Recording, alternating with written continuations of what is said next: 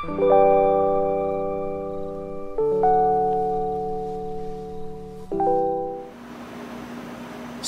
time! Oh my gosh.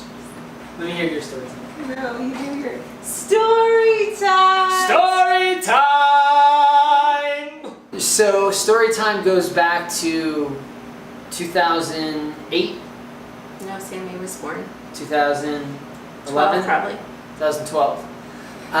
Whitney and I had just paid for our first or second major piece of equipment, the most expensive equipment that we had at the time, called the accessories. Right. There's a link below on that piece of equipment and how we designed it. We built the abrasion apparatus, and that cost somewhere around $13,000 to $15,000 when everything was said and done. And I promised Whitney that we'd investment within 3 months, because 6 months was just too long for people who were starting out a business, starting a family, and still living with my folks. And Dad has pictures of this. Here. Ding! Ding!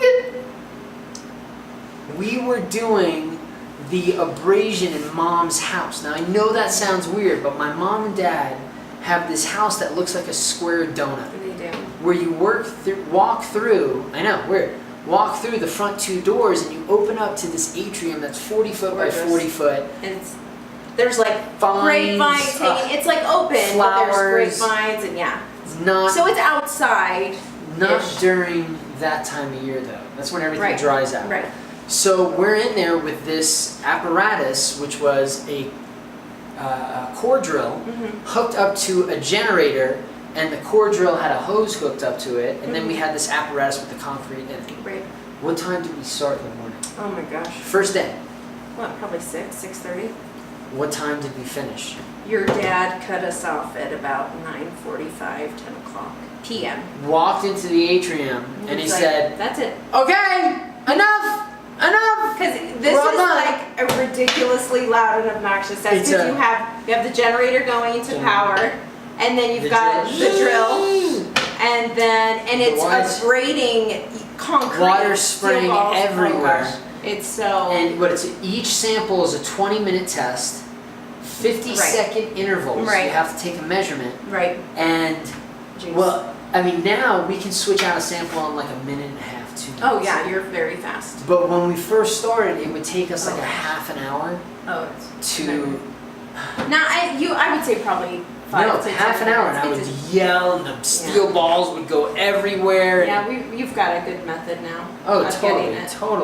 Getting it in and out, but it's a lot, and And this is ASTMC 779 Procedure C. And the reason we did so many, the setup and the cleanup is such a pain in the butt too. Like getting everything situated takes a good 2 hours. Not anymore, but in the beginning, it takes a good 2 to 3 hours to set up, and then the same amount of time to shut down. So it's like, you just creep That's not through why we did all those freaking samples. I would have freaking taken that machine, or put that machine together and taken it back down 100 times if it meant we would have freaking made that money back in 3 months. I would have juggled freaking bananas like an orangutan if it meant that we did all those samples because we got contracts back to back to do that much work. I know, but we could have broken it up over a few days, but we just wanted to get as much done as we possibly could. What we did is we just set it up that every time we were running that machine, we did as much as we possibly could, because every sample at the time was what, $65, $85? Every singular sample? I feel like it was more than that. Maybe now it's more. Now we didn't know what the hell we were doing. We were just trying to get as much experience as we could on that equipment. And the first few mixes that we had to do, we actually, set up triplicates to make sure we were getting the right standard deviation on our equipment. So triplicates, quadruplicates. Yeah, that's a lot. So anyway, how do we want to end this off?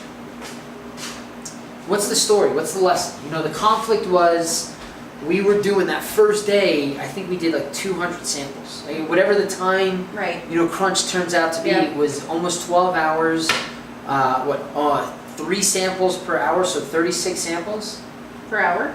No, 36 samples in the whole gamut. Yep. Right? Yeah. So that whole week, I think we got like 200 samples done. Yeah, it was a lot. So, but what's the moral of the story? What's the lesson? If you're going to resolution? if you're going to be significantly over budget, when you're designing equipment. So the moral of the story is if you are going to get really expensive equipment and be over budget, then you darn well better figure out a way to have the work. I don't think that's the moral of the story. I love you. Well, you asked what. Go ahead. What's your moral? Never stop working. Oh, that's good. Work, work, work. But maybe take a break at 10 o'clock at night. Don't give up. Have somebody tell you it's time to give up. Yeah. It's time to take a break. We're ready to. I was ready to keep moving along too. Starting this company in the beginning, it was a no holds barred fight. Yeah. Every single day, and every time we got, I didn't bang.